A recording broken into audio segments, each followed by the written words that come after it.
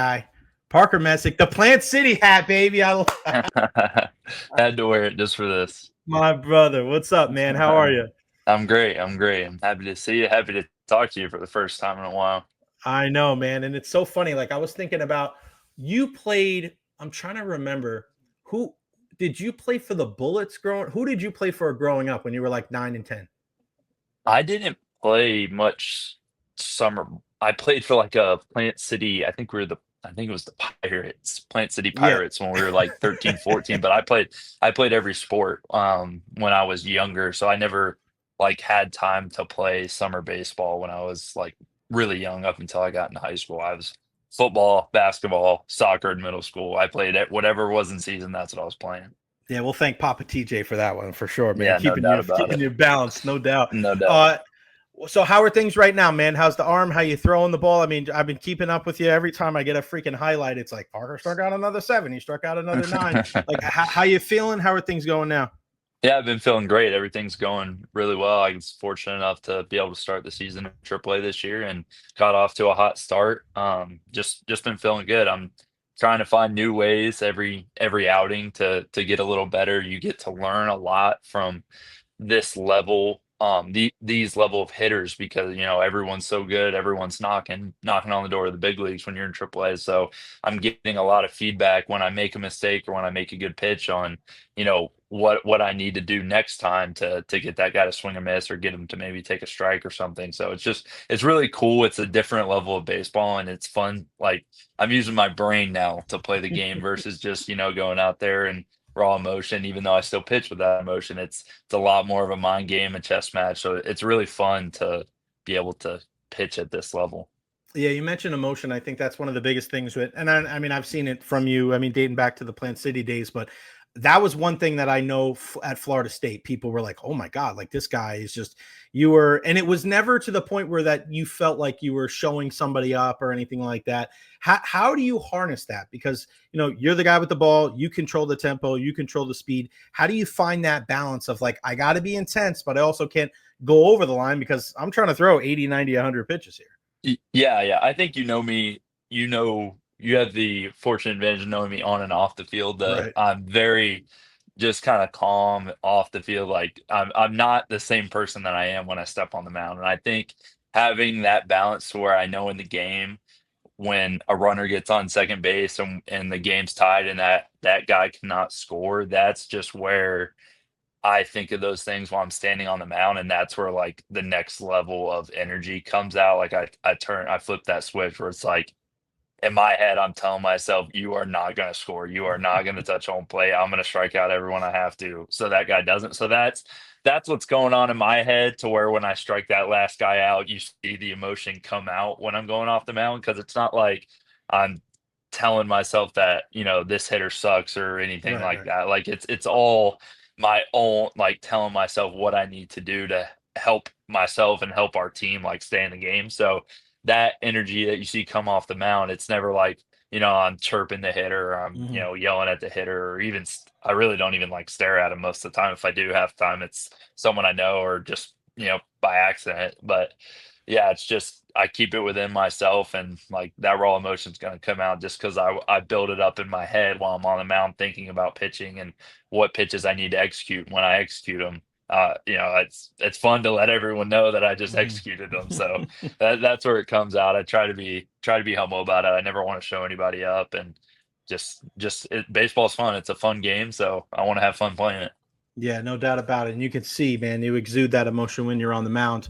What has been the conversation as far as like, man, you've been doing well, and we've seen it. You and I have, over the years of guys that we always follow the Tampa guys, and some guys have some modicum of success. Sometimes guys struggle. What's the conversation like when you get to this level of where you're starting at AAA and the organization kind of tells you like, because there's been great pitchers. Cleveland's been such a great farm system, and you just see so many great young pitchers, and they're able to get whether it's in the rotation or in the bullpen. What's the conversation like at this level going into this season? So when you break or when you get to camp, like what's that conversation like with the organization, knowing that listen, you're not a single A guy anymore, and you're whether it's an injury or a trade or just whatever have you. What's that conversation like knowing, hey, this is how you can get to that next step? Yeah, there's not a lot of information regarding, how to make it to the big leagues because when it comes down to that stuff or trades or any of that, it's all just like almost like by chance. Like you have to be the right guy in the right place at the right time because there's an open spot and you're the hottest pitcher. Like there's a lot to do with it. So basically what like organizations do, Cleveland especially, like you said, they're amazing at developing pitchers and they did such a good job with me. Like I thought I was good when I got out of college, and I am not even close to the pitch. Like that, I was not close to the pitcher I am now when Mm. that I thought I was then. So, but they do just a fantastic job of being like, listen, this is what you need to do to get better, go do it. They like will lay out the path of this is what we think you need to do with your fastball. These are the zones you need to throw to. This is what you need to do to get your slider better. We want you to, get ahead and count so you can go deep in a game. So they take all of those little things and like lay it out for you. So I know that this is what I need to do to succeed without, saying things like this is what you have to do to get to the big leagues because Right. that to every pitcher is like oh my gosh, I have to fix that or I'm never going to Mhm. make it. Like, and as a player, if you're worried about, the next step or how you're going to get there, you're not going to perform where your feet are. Right. And that's the biggest thing for me. Like, me, I believe the Lord's going to put me in that place Mhm. when the time is right for that. And, it's not now. My job is to go dominate every start I can in AAA. So whenever that time comes, it'll come. I'm not worried about it. It'll happen when it happens. So I'm just here to, dominate where my feet are and, hopefully it works out.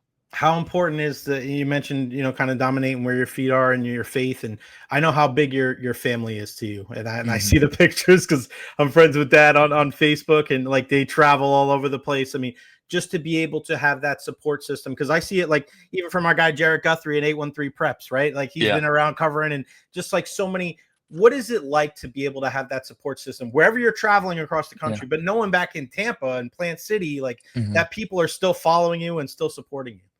Yeah, it's unbelievable. I'm blessed by the Lord to say that I have so many people that have my back that I know if I never threw another baseball for the rest of my life, that I would still have so many people that, still love me and support me in whatever I choose to do. And, fortunately for me, baseball has been going well. So it's just fun for everyone to be able to, support me from, small town Plant City, Florida. It's awesome. And, I made a joke that I think Cleveland plays like sometime in they play in Tampa at some time. I don't know when. And I was like, man, I may have to buy like half the stadium tickets for that game if that ends up happening at that time. But I always think that's so funny and it's so cool just to my family does travel, my all my friends want to come up to games. Everyone from the Plant City High School state championship team, like I'm Mhm. still best friends with all of them and they all support me and or text me after every game.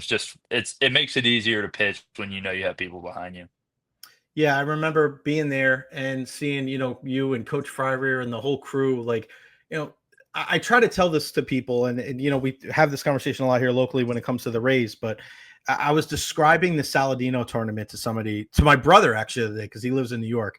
Mhm. High school baseball in Tampa.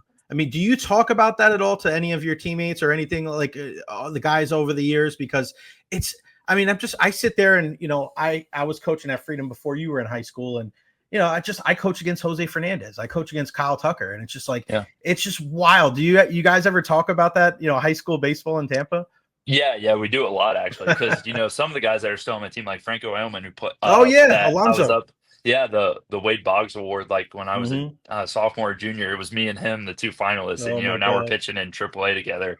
But yeah, it's nuts. All the guys, from our area, from the 813, that are pitching in pro ball or playing in pro ball. There's a lot of talent, and I can name a few guys when I was flying out to spring training. I think this past year. I saw Freddie Tarnock from Oh Riverview my for the first god. time in a while, and he was like, I think he was with the A's still, maybe it was 2 years ago, but he was flying out for big league camp when I was flying out to Arizona for Cleveland. It was just cool because we're both, flying out of the same airport. I haven't seen him in a while, and we talked for a little bit, but there's just so many guys like that where that time of the year you never know who you're going to run into in an airport. So there's just so much talent. It's cool to see how many people end up being successful out of our area. Freddie Tarnock, 6'11" or whatever the hell he was. That's a Yeah, tall dude, man. throwing Yeah, it's funny. 100. Yeah, I know, right? It's funny because I saw Alex Faedo a couple years ago too, and I was just like, man, Tampa baseball guys, they're everywhere. What was spring training like this year? I mean, going against some of these big time hitters, who was that one guy? Has there been a guy that you stepped in the box yet? Either spring training or in the AAA level that you're like, whoa, I'm facing this dude. Yeah, there's been a couple guys, especially in AAA, because AAA is basically just a lot of ex big leaguers that are down trying to get their swing right so they can go back up, or guys that are rehabbing. I faced Marsh from the Phillies the other day, a couple weeks ago. I mean, I faced a ton of big leaguers already, and it's really cool because it's like I basically get to measure myself up, or it's like I'm either going to be good enough to pitch against these guys that can hit 300 Mhm. in the big leagues, or I'm not. So it's been pretty cool to see that I am able to get those guys out when I lock it in and I focus and I make my pitches. It's still the same game as it was when I was playing at Plant City Little League. Like if you do all the things right, you're gonna have success. So it's just fun to play against the big guys that I was in high school. I'm trying to get their card on MLB The Show so I can put them in my lineup, and now I'm playing with or against them. It's so much fun. It's surreal, but it's so cool. Yeah, the Diamond Dynasty guys for sure. Yeah, no The doubt. what was I gonna say? The How close do you guys keep an eye on the big league club at the AAA level? Because I know you're going about your own business, but Mhm. I always wondered that, like, if you're in the rat race of AAA, blah blah blah, how close do you keep an eye on what the Guardians are doing? Because you don't want to like get called up and then you're in the middle of like a 3-game losing streak or 3-game winning streak, and you're like, well, I don't know, bro, I wasn't here. Like, how close do you pay attention to what's going on at the big league level? Yeah, we try and pay a decent amount of attention. Like Mhm. it's more, I don't want to say on our manager, but our manager Right. and all of our coaches like have that communication with the big leagues to where they're kind of relaying everything that we need to know. There's a lot of communication, and it makes it really easy on us. So, we watch the games when we can, like if we have an Right. off day, or if they play at 1 and we play at 7 and we're able to catch their game, we'll probably throw it on in the locker room and watch it just to keep up, because a lot of those guys we're all friends with, and we hang out with them in spring training, and we want them to do well too. So it's just fun to. We call it, like some of the guys joke, it's like JV and varsity. Like we're the Yeah. JV team waiting to get called up to varsity. But yeah, it's cool to see them play when we can, because ultimately that's where you want to be. So you want to see what they're doing to be successful. So you know what you have to do when you get your name called. One guy that when people ask like who's the best player in the bigs, and there's a lot of names, and you go Judge, you go Otani, Betts, whatever. Not enough people talk about Jose Ramirez. I No mean, doubt. this guy is he's just a freak, dude. And I Yeah. just like whatever he does, he just comes up with big plays. He does it with a smile on his face. He's consistent. He's every single year he just does the job. What can you tell people that are watching today about a guy like Jose Ramirez, who's probably the most underrated superstar in the game? Yeah, no doubt. He's the best all-around baseball player that you're ever going to find defensively, base running, hit tool with power, speed, all the above. He's Mr. Guards Ball. That's the motto in Cleveland, Guards Ball. So he does everything right, does all the little things right, and it shows on the field when he's hitting home runs, stealing bags, making nasty plays at third. He does it all right, and everyone loves him there. So I mean, in my head, he's definitely the best all-around baseball player. Yeah, he's such a beast, man. He doesn't get nearly enough credit, and I hope that more and more people appreciate it because he's building a Hall of Fame resume, no doubt. No doubt. Have you allowed yourself to daydream? I know you talked about staying, but you're a kid that was a baseball player growing up, and your Mhm. dream is to go in the big leagues. Do you ever allow yourself to daydream and allow yourself to think about what that call would be like? Yeah, there's definitely times. I mean, you joke about it with family all the time, Yeah, and the timing of it, what's going on at home, and when that time will come. But it's impossible not to think or talk right. about it. So you called me out. You're exactly right. But most of the time when we have those moments, it's like we'll just go have another 10K start in AAA, and maybe it'll be next week. It's like that's what I always bring myself back to, and as soon as I let myself, think about it for a couple minutes. But Right. you try and bring myself back down to earth. You never, that time could come a minute after this little podcast, and then or it could come 3 months down the road in August or September. So you just never know. So it's fun to think about, but just try and keep it simple. Bro, if you get called up in the next week or two, I'm gonna have AAA pitchers be rattling my cage for the next couple of No doubt months. about it. No What doubt. what is the conversation like within the pitching staff at the AAA level, knowing that there's a lot of guys from a lot of different backgrounds, some guys going Mhm. up, some guys going down. Like, how's that camaraderie? Because I think it's so unique. I've had this conversation over the years with the guys with the Rays, especially bullpen guys and starters. But at that AAA level, knowing that you're so close to getting to the big leagues, what is that relationship like with the other guys on the staff and the other guys in the in the bullpen? Yeah, it's funny you say that. It's actually really cool. I was just telling someone about this the other day, but I'm fortunate enough to be the youngest starter on our AAA Oh, staff. So I'm like the guinea pig. Like I basically don't know anything. I've never had that big league time like some of the other guys have. I haven't even had that AAA time like other guys have. So I'm the one asking all the questions, which is it's really cool because I get to ask and then I get to listen, and that's the most important part. You don't want to be the guy that talks all the time. You want to be the guy that listens the most, and that's how you learn, and that's how you like take it onto the mound. So, I've been fortunate enough. Like Vince Velasquez has over 8 years of yeah. showtime as a starting pitcher, and he's in our AAA locker room, talking with us and hanging out. And he's one of those guys that's super humble, really cool. Says talks to everyone, answers any questions you have. Just awesome guy to have in the clubhouse. And it's really cool for a guy like me who has, a month in AAA versus 8.5 years in the big leagues, to where I can ask all those questions and just learn from him and see, how he was able to stay successful for so long. And even guys that are been in AAA for a year that were really good pitchers like Doug Casey, he's got his opportunity to debut this year. And I'd spent a lot of time talking to him in the dugout, just how he pitches and what he thinks. And we all communicate. It's really cool the different levels that everyone is pitched at. Now we're all at the same level, and how we can build off each other and make each other successful. God, Doug Nikhazy, that's a name. I want to say he played for the West Orange Wolves maybe back in the day, and then Yeah, is Slade on the team too? Slade Slade too. Coney. Yep, yep. Slade, I remember him. He was with the Team Florida, maybe. Like, man, these are names from the way back. This is Yeah, no doubt. this is pre-radio Coach Jay Yeah, Recher machine here, no buddy. doubt about it. What's the repertoire looking like right now? Because I know the one pitch that I loved, and I would like, if I had one pitch to get somebody out. Somebody asked me this question, like, because you know me, like when I'm around all the high school baseball coaches that have been around 40, 50 years, they're like, I ask, who's the best pitcher you've seen? Who's the best hitter you've seen? What are some of the best pitches? And I go, that Parker Messick changeup, buddy. He rode that son of a gun all the way to a state championship. No doubt. How's the changeup looking? What's the repertoire? How has it changed from PC to Florida State to now? It's changed all throughout my career, but I will say the changeup is the one pitch I've done the same grip since my freshman year of high school. So it's only gotten better too. It's only gotten Nice. harder and sharper. So it's still the go-to. It's still my best pitch. But the repertoire right now is currently sitting at the four seam with the changeup. I throw a curve. It's kind of like a bigger slurve curveball, but Okay. it's still I call it a curveball. Then I have a shorter, sharper slider.